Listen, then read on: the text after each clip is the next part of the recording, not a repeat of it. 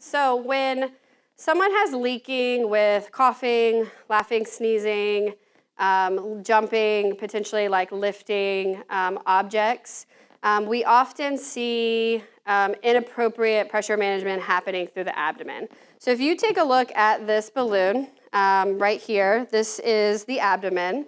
To keep it kind of simple, at the top we have the diaphragm, in the middle we have our abdominal muscles, and then at the bottom we have the pelvic floor.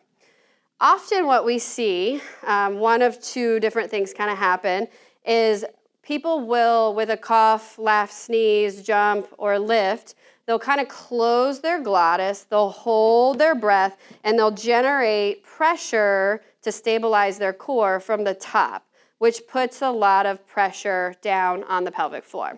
The next scenario that we see often happen is instead of generating it from the top, people will really cinch in the middle of their waistline, which also puts pressure not only up, but also down on the pelvic floor.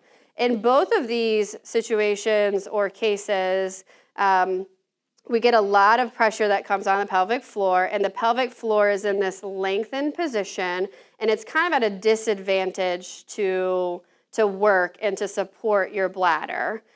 So the big goal in this case, and the big thing that we sort of work to teach people, is to manage pressure from the bottom before we drive pressure down from the top.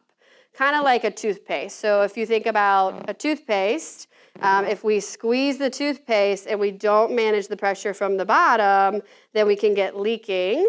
But if we manage the pressure from the bottom first, when we squeeze at the top, then we're going to have good management of the pressure and therefore less leaking.